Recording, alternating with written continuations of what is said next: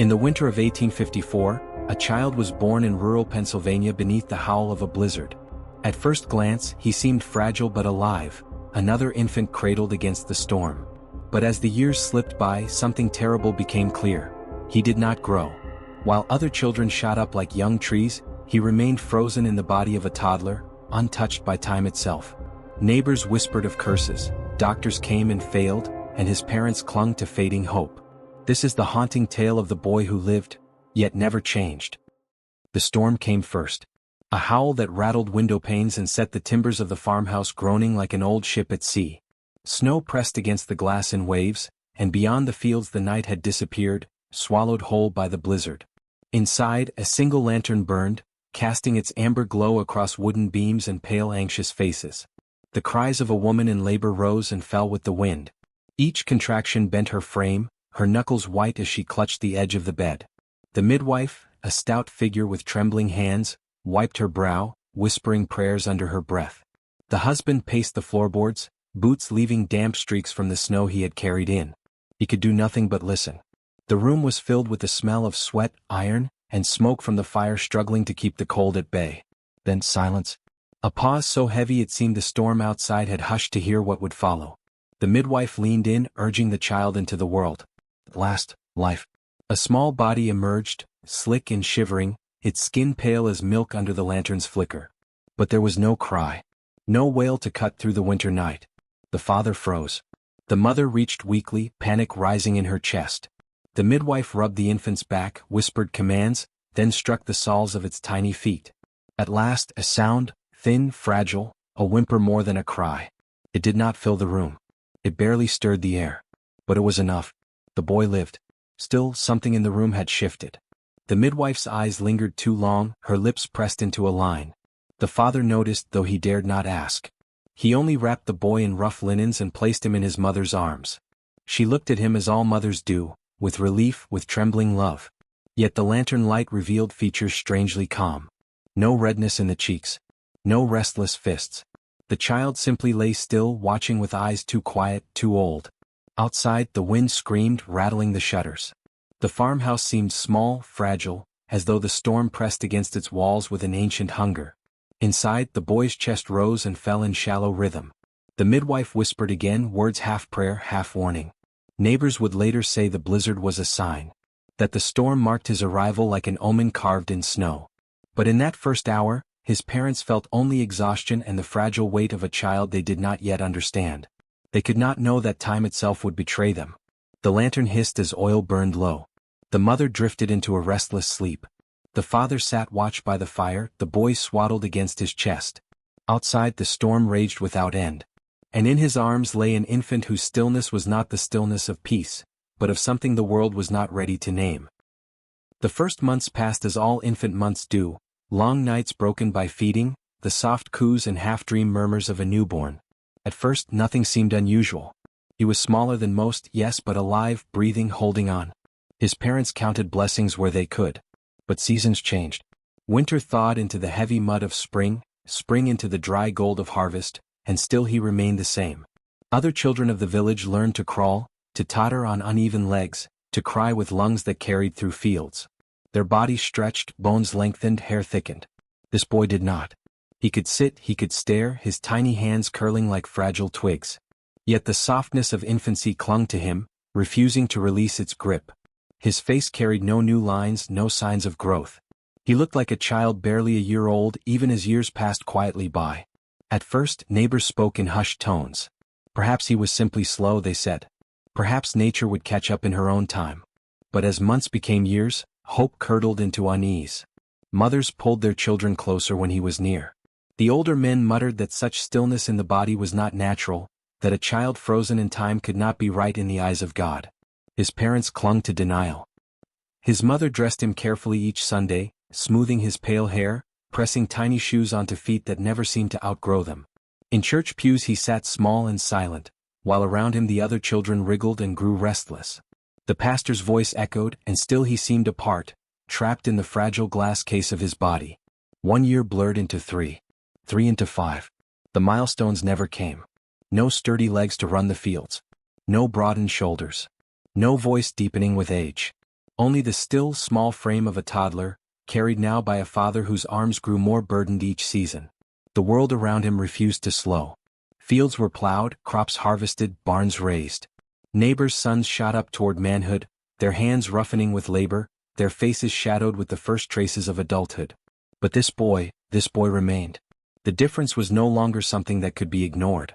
He became a living mirror to the passage of time. His parents' hair grew silver at the temples. Wrinkles etched themselves into their faces. Their backs bent, their steps slowed. Yet when they looked into the cradle, yes, he still slept in a cradle, they saw the same round cheeks, the same tiny limbs. Unchanged. At night, when the farmhouse fell silent, the mother would lift him from his bed and cradle him as though he were still newborn. And in the lantern light, his wide, unblinking eyes reflected hers with a quiet that made her shiver. She whispered to him, though she knew he could not answer, "Why will you not grow?" And though he could not speak it, some part of him seemed to know. He was not moving forward with the rest of the world. Time had abandoned him, leaving him suspended in a body that would never follow the others. By the time the boy should have been nearing school age, his parents could no longer hide the truth. He was still the size of a toddler, still fragile as porcelain, his voice a faint murmur, his movements slow. In a community where every change in a child was celebrated, first steps, first words, first signs of growth, his absence of progress screamed louder than any achievement. Word spread. Not quickly, but with the steady creep of winter frost across a window pane. Farmers at the mill spoke of him. Women carrying baskets to market exchanged whispers. The child that does not grow, they called him. His parents, weary and desperate, sought answers where they could. The first physician came on a gray morning in early autumn. He was a man of stern jaw and stiff black coat, carrying a bag of polished leather that clicked shut like a coffin lid. He examined the boy with clinical detachment, pressing fingers against his soft stomach, peering into his eyes, listening for the rhythm of a heart too small. He muttered in Latin, scratched notes in a ledger. At the end he offered only a shrug. There is no fever. No wasting sickness. The body is sound. His tone carried irritation, as though disappointed that the boy's strangeness could not be easily explained. He left behind no cure, only doubt. But the mystery grew. More doctors followed, some summoned, some arriving of their own curiosity. They came by horse and carriage, by muddy road and frozen trail. Each brought instruments, magnifying lenses, stethoscopes, vials. They prodded and pinched, measured the circumference of his skull, counted teeth that stubbornly refused to fall out, charted his weight which never seemed to rise. One declared it a defect of the glands. Another claimed his blood was poisoned by bad humors. A third, more superstitious than learned, crossed himself and muttered that such a child was beyond medicine's reach. The boy endured their touch in silence. His skin flinched at the cold metal of instruments, his eyes darting to his mother who hovered nearby, wringing her hands raw. Each diagnosis contradicted the last, and each left the family poorer, more confused, more alone. Soon the doctors stopped coming at the family's request. But the damage was done. Curiosity lingered like smoke in the air, seeping into every corner of their lives. Letters were sent to Philadelphia, even New York, begging for an explanation. Some were answered, some not. Those who did reply used words heavy with ignorance. An anomaly, a grotesque curiosity, a subject worthy of further study. And behind those words lurked something colder, the desire to possess, to take the boy away from his family and place him beneath the unblinking gaze of strangers who would call him specimen, not son. The parents refused. They chose silence over surrender. Yet their silence could not stop the questions pressing from outside, nor the deeper ones gnawing within their own hearts. Each night, as the boy lay unchanged in his bed, they wondered if he had been given to them as punishment or as test. The boy himself seemed aware of their doubt, though he had no words to ease it. He watched the physicians with solemn eyes, and when they left, he clung to his mother's skirts as though fearing they might return and carry him away. By now years had passed. A boy meant to be running in fields, climbing trees, chasing dogs through the yard, remained locked in the fragile shell of infancy. No explanation. No cure. Only questions that grew darker with each season. And still the world outside their farmhouse whispered. If medicine could not explain him, then what was he? The boy's family tried to keep him hidden.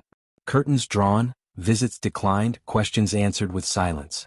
But secrecy has a way of breeding rumor, and rumor is often louder than truth. It began with the neighbors. Passing by the farmhouse, they noticed the same small figure in the window year after year, a child who never seemed to grow. At first they pitied the family. Misfortune strikes all in different ways, they said. But pity is fragile. It curdled quickly into unease. By the town's well, women whispered as they drew buckets of water. He is touched, they said. Held by the devil's hand. At the mill, men spat tobacco and muttered about curses that could settle on a bloodline.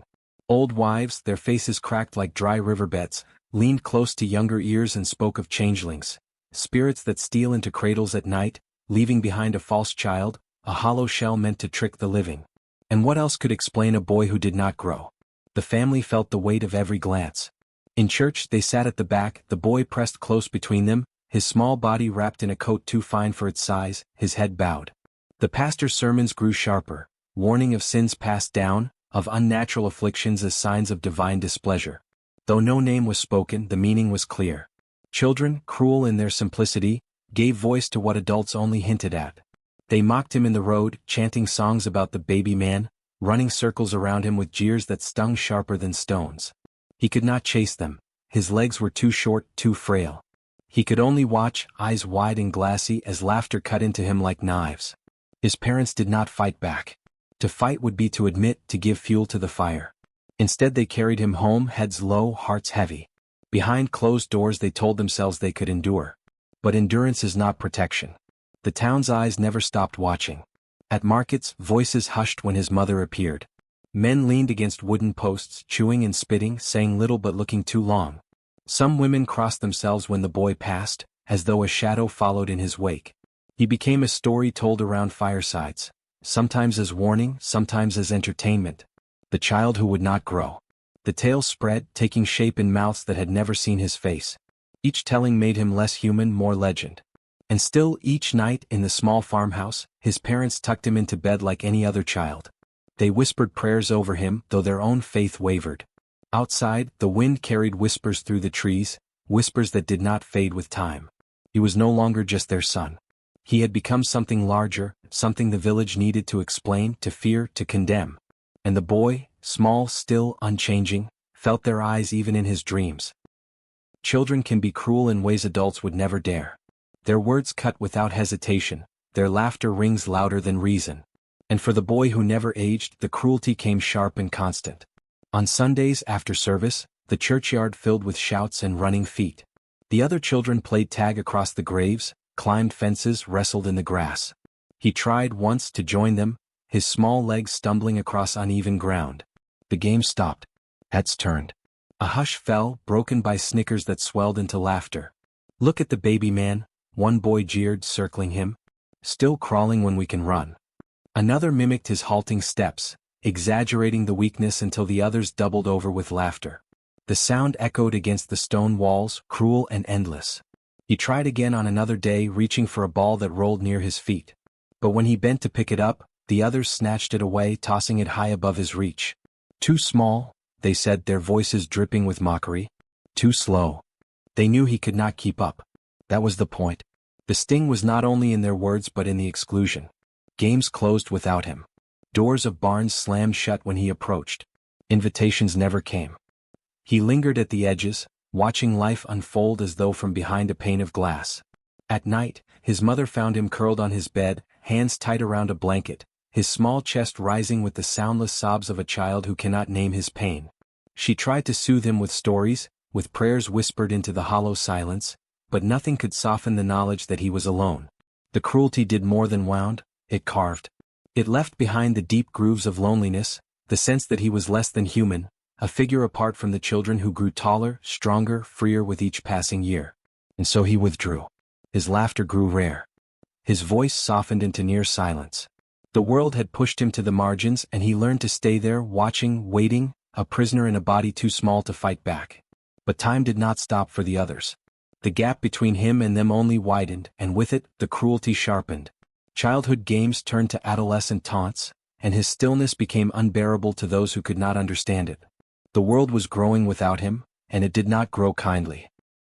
Time, for most, is a steady current, sometimes gentle, sometimes fierce, but always moving forward. For the boy, it was something else entirely. Time did not carry him. It circled around him, passing over and beyond, leaving him stranded in a body that never moved with its flow. His parents felt it most. Each season wore on them like an extra stone in the pocket. Wrinkles crept across their faces. Their backs bent, their pace slowed, their hair thinned to strands of gray. But the boy they cradled in their arms looked no different than he had a decade earlier. His cheeks still soft, his frame still delicate, his eyes still wide with that unnerving, eternal innocence. At harvest festivals, neighbors brought their children, once small enough to hold his hand, now towering, laughing, carrying baskets and jugs of cider. They bore the weight of work, their shoulders broad, their hands calloused. Some even had children of their own, toddling at their feet. The boy watched from the edge of the crowd, unchanged, a ghost of years that refused to pass. Inside the farmhouse, the contrast was unbearable. His father's hands trembled when he lifted him now, where once they had been steady. His mother's breath came ragged after carrying water from the well. Yet when they looked down at the boy in their arms, they saw a face untouched by the same years that had carved so deeply into their own. The cradle, long outgrown by any natural child, still sat in the corner of his room. Not outgrown but endured. The boy fit inside it as though time itself had been locked away with him. Sheets were mended, replaced, worn thin again, but his body never stretched beyond them. There was something almost cruel in the way life moved around him. The seasons played their cycle faithfully, the smell of wet earth in spring, the buzz of insects in summer, the crack of dry corn stalks in autumn, the endless howl of winter winds. Through each cycle the boy remained as he was. His parents' reflections in the mirror changed with each year, his did not. It was not only his parents who noticed. Visitors grew uneasy. Some avoided looking at him, as though to meet his gaze was to confront something unnatural. Others stared too long, unable to reconcile the child's eternal form with the years they themselves carried on their shoulders. He became a living contradiction, a reminder that time was not an equal master to all. The boy too began to notice. He saw the deep lines in his mother's face, lines he could trace with his fingertip like valleys in the earth. He felt the weakness in his father's grip, where once there had been strength. He understood, in some silent way, that he was watching the world grow old without him. And perhaps the cruelest truth was this: though time did not claim his body, it claimed everything else he loved. The world changed and he remained behind.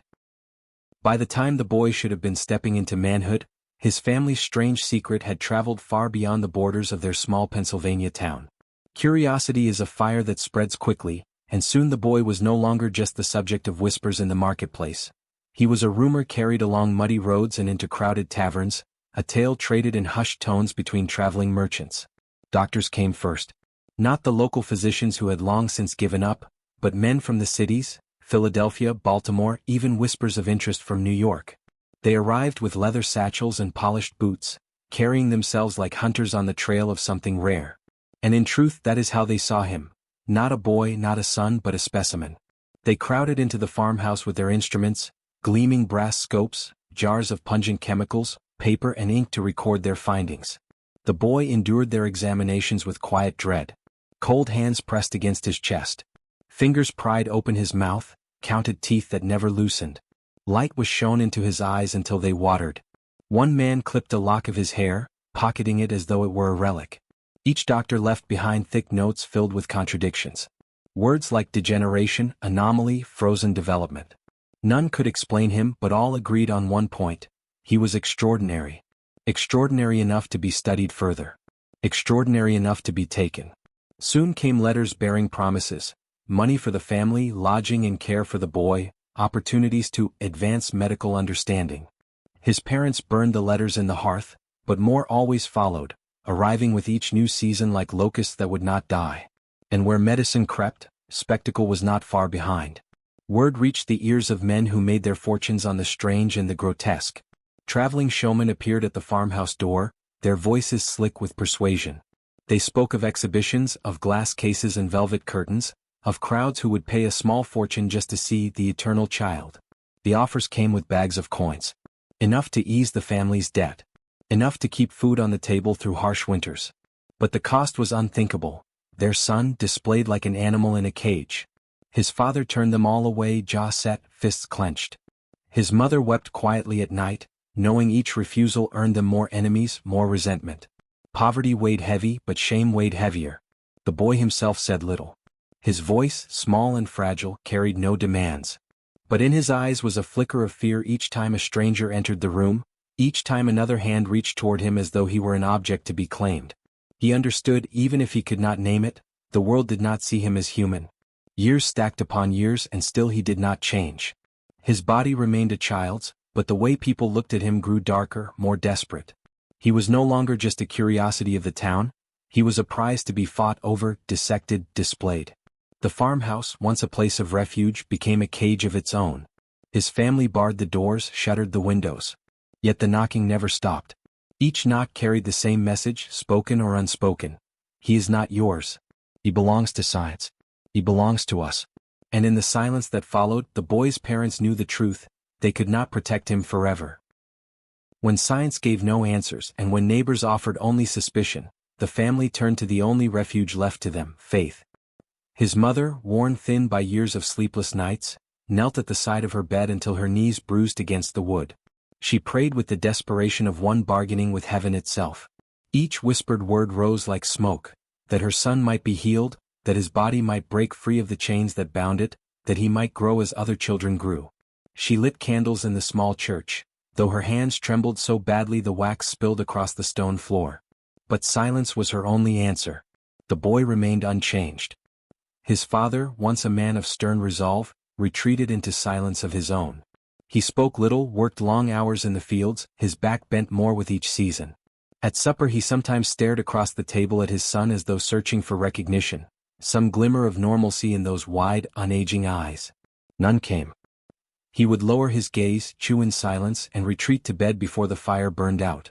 The pastor, called upon for guidance, gave no comfort. His sermons grew darker, laced with warnings that not all things were meant to be understood, that some mysteries belonged only to God. The words were meant to reassure, but they fell like stones. They sounded less like mercy and more like a threat. The boy, though still small in body, began to feel the weight of these unanswered questions. He was no longer blind to the glances, the whispered prayers, the silence that pressed against the walls of his home.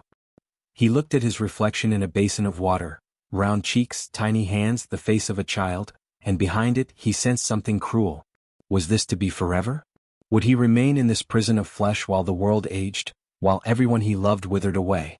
Or was his body a mistake, a forgotten toy left behind by time itself? He had no words to speak it aloud, but deep inside he carried a single thought, a truth that frightened even him. Perhaps he was not meant to grow. Perhaps he was meant only to endure. An endurance he knew could not last forever. For years, it seemed as though the boy had been untouched by the passing of time. His body never grew, never changed, never faltered. His parents began to believe, quietly, desperately, that perhaps he could not die. That whatever curse or miracle had bound him in the body of a child might protect him from the frailties that claimed all others. But then came the winter of sickness. It began as a cough, sharp and dry, rattling from his small chest. His mother pressed a hand to his forehead and found it burning. His breath grew shallow, strained, each exhale a whistle of weakness.